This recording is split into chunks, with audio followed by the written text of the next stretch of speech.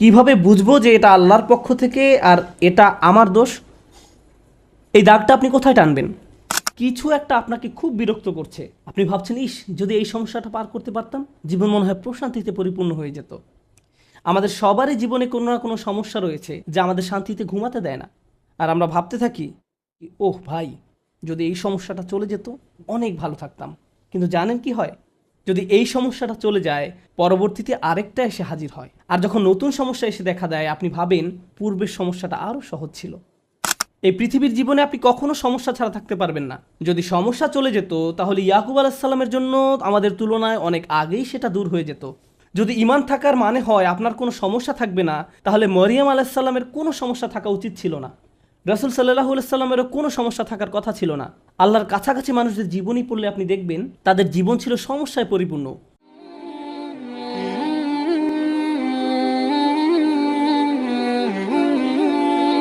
এখন নিজেকে দোষ দেওয়ার ক্ষেত্রে কোন জায়গায় আমরা দাগ টানবো? কিভাবে বুঝবো যে এটা আল্লাহর পক্ষ থেকে আর এটা আমার দোষ? এই দাগটা আপনি কোথায় টানবেন? বস্তুগত জগতে এটা বোঝা খুবই সহজ। বস্তুগত জগৎ বলতে আমি কি বোঝাচ্ছি, যেমন আমার গাড়িতে যদি আমি গ্যাসোলিন দেওয়ার পরিবর্তে পানি দেই, তারপর এটা না চলে, তখন পরিষ্কারভাবে আমি বলতে পারি না যে এটা আল্লাহর পরিকল্পনা। অথবা আপনি যদি সবসময় জাঙ্ক ফুড খেতে থাকেন, মিষ্টি জাতীয় খাবার সবসময় খেতে থাকেন, তারপর ৪৫ বছর বয়সে ডায়াবেটিসে আক্রান্ত হন, তখন আপনি বলতে পারেন না, ইয়া আল্লাহ, আমি কি বিপদে পড়ে গেলাম, এটা আল্লাহর পক্ষ থেকে পরীক্ষা। না, এটা আপনার মন্দ খাদ্যাভ্যাসের পরীক্ষা। আপনি শশা না খেয়ে সুইস রোল খেতেন, বা এরকম যাই খেতেন না কেন, আপনি জাঙ্ক ফুড খেতেন, তাই এমনটা ঘটেছে। সুতরাং বস্তুগত জগতে কমন সেন্স দিয়ে সবাই কারণ এবং ফলাফল বুঝতে পারে। নৈতিক জগতে আপনি সালাত মিস করলেন কারণ দেরিতে ঘুম থেকে জেগেছেন, ফজর নামাজ পড়তে পারেননি, এখন দেরিতে পড়েছেন। একই দিনে আপনার একটা চাকরির ইন্টারভিউ ছিল, ইন্টারভিউ ভালো হয়নি, তখন আপনি ভাবতে থাকলেন এমনটি ঘটেছে কারণ আমি সালাত মিস করেছি। এখন এর উত্তর হলো, সালাত মিস করার কারণে এমনটি হতে পারে, আবার নাও হতে পারে। নিশ্চিত করে জানার কোনো উপায় নেই। আপনি বা অন্য কারো পক্ষে এর আসল কারণ জানা কখনোই সম্ভব না। কিন্তু যে জিনিসটি আপনাকে সাহায্য করবে তা হলো, আল্লাহ বলছেন, আমি আমার বান্দার নিকট তেমন যেমনটি সে আমার সম্পর্কে ধারণা করে।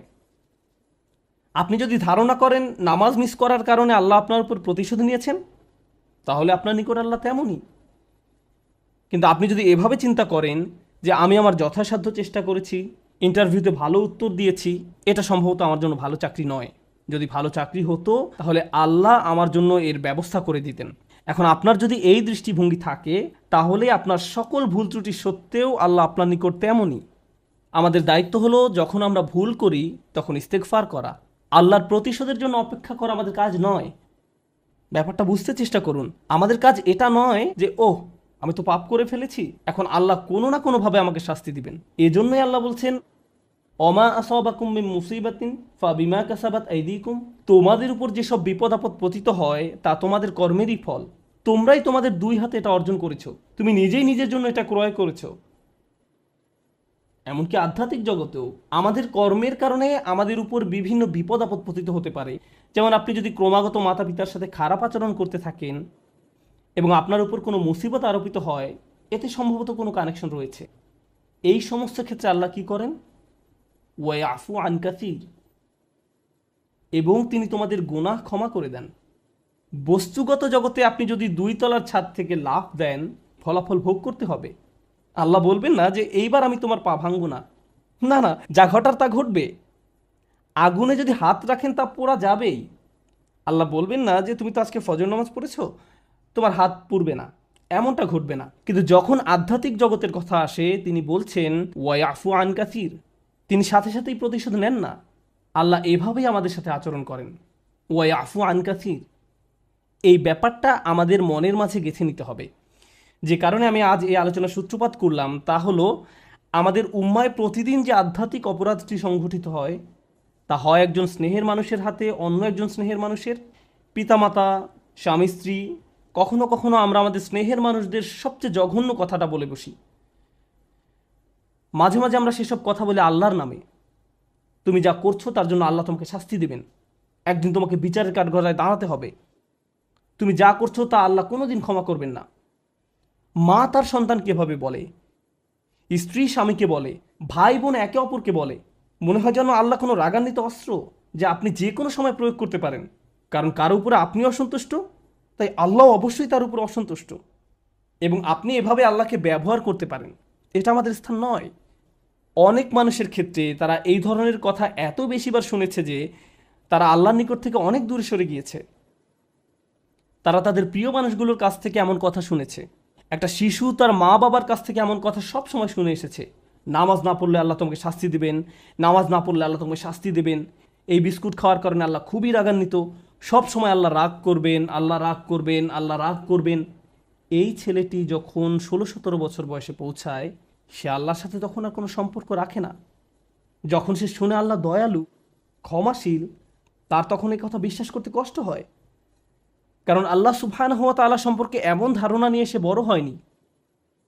তার কাছে মনে হয় প্রতিবার সে আল্লাহর কারণেই সমস্যায় পতিত হয়েছে। তারপর এই পিতামাতাই বলেন, আমরা তো এই ছেলেকে ছোটবেলা থেকেই ইসলাম শিখাচ্ছি, আমি জানি না কেন সে ইসলাম থেকে দূরে সরে যাচ্ছে। কিন্তু কোন আল্লাহ সম্পর্কে আপনি তাকে শিক্ষা দিয়েছেন? একজন রাগান্বিত আল্লাহ, এমন আল্লাহ যিনি শুধু শাস্তিই দিতে চান। অথচ আল্লাহ বলছেন, মা ইয়াফআলুল্লাহু বিআযাবিকুম, তোমাদের শাস্তি দিয়ে আল্লাহ কি করবেন? আল্লাহ নিজেই এই কথা বলছেন, তোমাদের পিছনে লেগে আল্লাহ কি করবেন? তাই মানুষ খারাপ পরিস্থিতিতে পড়লেই মনে করে আল্লাহ তাদের শাস্তি দিচ্ছেন, আল্লাহ তাদের কষ্ট দিচ্ছেন। তার এমন পরিস্থিতি আল্লাহ তৈরি করেছেন, আল্লাহ তাদের কষ্ট দিচ্ছেন। আমার এক কলিগ আমাকে একটা কথা মনে করিয়ে দিয়েছিলেন। মালয়েশিয়া আসার সময় কোত্থেকে হঠাৎ করে, এমনটা আগে কখনো হয়নি, আমার টনসিলে ব্যাকটেরিয়ার আক্রমণ ঘটে। এটা এমনভাবে ফুলে গিয়েছিল যে আমার গলার অর্ধেকটা ব্লক হয়ে গিয়েছিল। আমার কাছে মনে হয়েছিল একটি নাকের ছিদ্র বন্ধ হয়ে আমি যেন ডুবে যাচ্ছি। আমি তখন আবুধাবি থেকে এখানে আসার মাঝপথে বিমানে ছিলাম। বিমান থেকে নেমে দ্রুত একটা ক্লিনিকে গেলাম। তারা বলল, তোমাকে অমুক অমুক ভারী চিকিৎসা নিতে হবে। এখানে আসার পর আমাকে অপারেশন করার পরামর্শ দেওয়া হলো। ভাবতে লাগলাম, কী হচ্ছে এসব? ডাক্তার বলল, এমন ঘটনা একেবারেই ঘটে না। ব্যাপারটা আসলেই অদ্ভুত। আমার 30 বছরের ক্যারিয়ারে শুধু আরও একবার এমন ঘটনা দেখেছি। তো আমি হাসপাতালের বেডে শুয়ে আছি আর অপারেশনের জন্য অপেক্ষা করছি। তখন আমার এক কলিগ আমাকে মনে করিয়ে দিল যে এই মুহূর্তে তোমার জন্য এটাই শ্রেষ্ঠ জায়গা। এই মুহূর্তে হাসপাতালের এই বিছানাই তোমার জন্য সর্বোত্তম জায়গা। এটাই তোমার জন্য আল্লাহর পরিকল্পনা। আমি ভাবতে লাগলাম, আমাকে অমুক অমুক প্রোগ্রাম বাতিল করতে হবে, অমুক অমুক জায়গায় যেতে পারবো না, পরিস্থিতি কিভাবে মোকাবেলা করব, অমুক ক্যালেন্ডার, অমুক মিটিংয়ের কী হবে, এত দূর থেকে আসলাম প্রোগ্রামগুলো করার জন্য। তারপর হঠাৎ করে আমার কলিগের এই কথা আমার সব কিছু শান্ত করে দিল। হ্যাঁ, এখানেই আমার থাকার কথা, এর চেয়ে ভালো কোনো জায়গা হতে পারে না। কারণ হাসপাতালে আসার পরিকল্পনাটি তো আমার নয়, এটা আল্লাহ আজ্জা জাল্লার পরিকল্পনা। আমাদের আল্লাহর এমন কাছাকাছি থাকতে হবে যে আল্লাহ যখনই আমাদের জন্য যে পরিকল্পনাই করেন না কেন, আমাদের প্রতি তার ভালোবাসার কারণেই এমনটি করেন। আল্লাহ আজ্জা জাল্লাহ তার বান্দাদের ভালোবাসেন, তিনি তাদের জন্য সবচেয়ে ভালোটাই পছন্দ করেন। আমরা আমাদের নিজেদের যতটা ভালোবাসতে পারি, আল্লাহ আমাদের তার চেয়েও বেশি ভালোবাসেন। আমরা নিজেদের যতটা যত্ন নিতে পারবো, আল্লাহ তার চেয়েও বেশি যত্ন নিয়ে থাকেন। আমরা যখন এই বিষয়টা ভুলে যাই, তখন হেদায়েত হারিয়ে যায়। একই বিষয়ে সূরা তাগাবুনে আল্লাহ বলছেন, ওমা ইউমিন বিল্লাহি ইয়াহদি কলবাহু, আল্লাহর নির্দেশ ব্যতিরেকে কোনো বিপদ আসে না, এবং যে আল্লাহর প্রতি বিশ্বাস করে সেই বিপদের সময়, কারণ আপনি তো এমনিতেই আল্লাহকে বিশ্বাস করেন, যখন মুসিবতে পড়েন কেবল তখনই প্রশ্ন করতে শুরু করেন, আল্লাহ কেন আমার সাথে এমনটি করছেন? ঠিক সে সময়ের জন্য আল্লাহ ওমা ইউমিন বিল্লাহ এই বাক্যটা ব্যবহার করেছেন। যে কেউ সত্যিকার অর্থে আল্লাহকে বিশ্বাস করে, হ্যাঁ, আপনি সব সময় বলেন আল্লাহ রহমান, আপনি কি আসলে অনুভব করেন আল্লাহ রহমান? না, এই মুহূর্তে তিনি সম্ভবত জুন্তিকম, এই মুহূর্তে তিনি সম্ভবত সেই সত্তা যিনি প্রতিশোধ নিয়ে থাকেন। এখন সম্ভবত তিনি আল জব্বার আর রহমান নন। লক্ষ্য করেছেন, যখন বিপদে পড়েন তখন আর রহমানের উপর আপনার ঈমান হারিয়ে যায়। আল্লাহ বলছেন, সে সময় তুমি যদি আর রহমানের উপর ঈমান রাখতে পারো, তিনি নিজেকে তোমার নিকট আর রহমান হিসেবে উপস্থাপন করেছেন, সেই মুহূর্তে তুমি যদি তা করতে পারো, তাহলে আল্লাহ তোমাকে কি উপহার দিবেন? এটাই আমার খুতবার উপসংহার, যে আল্লাহ আমাদের কি উপহার দিবেন। আমি স্বাস্থ্য চাই, অসুস্থতা থেকে সুস্থ হতে চাই, আমি চাকরি চাই, আমি টাকা চাই, আমি উত্তম পারিবারিক অবস্থা চাই, আমি বর্তমান অবস্থা এড়াতে চাই, আমি চাই অন্য মানুষ যেন আমাকে কোনো কষ্ট না দেয়, আমি চাই মানুষ যেন আমাকে নিয়ে কথা না বলে, যেটাই হোক না কেন কিছু একটা আপনাকে খুব বিরক্ত করছে। আপনি ভাবছেন, ইস যদি এই সমস্যাটা পার করতে পারতাম, জীবন মনে হয় প্রশান্তিতে পরিপূর্ণ হয়ে যেত। আমাদের সবারই জীবনে কোনো না কোনো সমস্যা রয়েছে যা আমাদের শান্তিতে ঘুমাতে দেয় না। আর আমরা ভাবতে থাকি, ওহ ভাই, যদি এই সমস্যাটা চলে যেত অনেক ভালো থাকতাম। কিন্তু জানেন কি হয়, যদি এই সমস্যাটা চলে যায় পরবর্তীতে আরেকটা এসে হাজির হয়। আর যখন নতুন সমস্যা এসে দেখা দেয় আপনি ভাবেন পূর্বের সমস্যাটা আরও সহজ ছিল। এটা তো অনেক বড় সমস্যা। আপনি যদি আল্লাহর উপর ভরসা রাখতে পারেন, আল্লাহ আপনাকে কি দিবেন? তিনি আপনার সমস্যা শেষ করে দেন না। এই পৃথিবীর জীবনে আপনি কখনো সমস্যা ছাড়া থাকতে পারবেন না। যদি সমস্যা চলে যেত তাহলে ইয়াকুব আলাইসাল্লামের জন্য আমাদের তুলনায় অনেক আগেই সেটা দূর হয়ে যেত। যদি ঈমান থাকার মানে হয় আপনার কোনো সমস্যা থাকবে না, তাহলে মরিয়ম আলাইসাল্লামের কোনো সমস্যা থাকা উচিত ছিল না। রাসূল সাল্লাল্লাহু আলাইহি সাল্লামেরও কোনো সমস্যা থাকার কথা ছিল না। আল্লাহর কাছাকাছি মানুষদের জীবনী পড়লে আপনি দেখবেন তাদের জীবন ছিল সমস্যায় পরিপূর্ণ, বড় বড় সমস্যা। আর আপনি শুধু এই সমস্যাগুলোর কথাই পড়ছেন। আপনি পড়ছেন তারা কিভাবে একটা সমস্যা থেকে আরেকটা সমস্যা জীবন অতিবাহিত করে গেছেন। আল্লাহর একজন মহান রসুল ছিলেন ইউসুফ আলাইসাল্লাম। তার জীবনের দিকে তাকালে দেখবেন ছোটবেলা থেকেই তিনি সমস্যায় আক্রান্ত ছিলেন। তাহলে আমি এই প্রশ্নটি বারবার করছি, আল্লাহ তাহলে আপনাকে কি দিচ্ছেন? আপনার জীবনের অতি ভয়াবহ সমস্যার সময় যখন আল্লাহর উপর পূর্ণ বিশ্বাস রাখেন, এর বিনিময়ে আল্লাহর কাছ থেকে কি পাবেন? যখন মানুষ আপনাকে বলতে থাকে আল্লাহ তোমাকে অপছন্দ করেন তাই তোমার জীবনে এসব ঘটছে, বিপরীতে আপনিও ভাবতে শুরু করে দেন আল্লাহ মনে হয় আমাকে শাস্তি দিচ্ছেন তাই আমার জীবনে এসব বিপদ আপদ ঘটছে। সেই মুহূর্তে যদি আপনি আল্লাহ সম্পর্কে সুধারণা পোষণ করতে পারেন, আল্লাহর প্রতি ভালোবাসা, নির্ভরতা এবং বন্ধন বজায় রাখতে পারেন যে না, আল্লাহ আপনাকে কখনো ছেড়ে যাবেন না, এর বিনিময়ে তিনি আপনাকে কি দেবেন? তিনি সে লোকের হৃদয়কে পথ দেখান। আমি আপনাদের গ্যারান্টি দিচ্ছি, যদি আপনার সমস্যা চলে যায়, যদি সে সমস্যাটা অর্থ সংক্রান্ত হয়ে থাকে, এরপর অর্থ আসতে থাকে, যদি এটা পারিবারিক সমস্যা হয়ে থাকে এবং সমস্যাটা দূর হয়ে যায়, এই দুনিয়ার কোনো অর্জনই সেই একটা গিফটের তুলনায় কোনো মূল্য বহন করে না।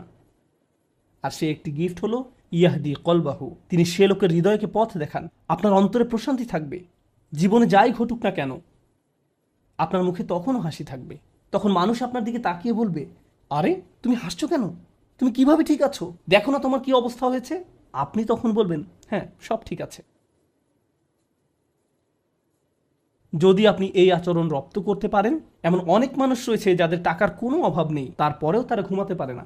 আপনার কল্পনায় যেসব কিছু মানুষের জন্য সুখ নিয়ে আসার কথা তার সবই তাদের আছে, কিন্তু তবু তাদের মানসিক শান্তি নেই। তাদের নেই সেটা, তারা নিজেদের উপর খুশি নয়, বিভিন্ন রকম ড্রাগ এবং মদ পান করে, বাস্তব দুনিয়া থেকে নিজেদের সরিয়ে রাখে। তারা বাস্তবতার মুখোমুখি হতে পারে না। অন্য মানুষরা তাদের ভিডিও দেখে বলে, ওয়াও তাদের বাচ্চাদের দোলনাটা কি সুন্দর, তাদের গাড়িটাও কি চমৎকার, আমরাও এগুলো চাই। ইয়া লাইতালানা মিসলা মা উতিয়া করুন, ইস কারুনের যা আছে আমার যদি তা থাকতো। বসের মতো জীবন।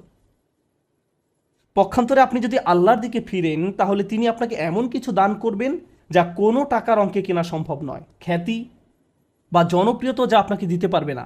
আর তা হলো ইয়াহদি কলবাহু, তিনি আপনার হৃদয়কে পথ দেখাবেন।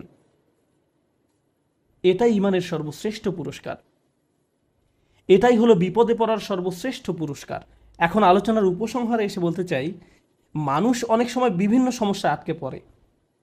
আপনি আটকে পড়েছেন, আমি আটকে পড়েছি। কখনো কখনো আমরা এখান থেকে মুক্তির কোনো উপায় দেখি না। ওই পরিস্থিতিগুলো হলো আমাদের আল্লাহর পক্ষ থেকে সর্বশ্রেষ্ঠ উপহার দেওয়ার একটা উপায়। ওই পরিস্থিতিগুলোতেই তিনি আমাদের অন্তরগুলোকে পথ প্রদর্শন করেন।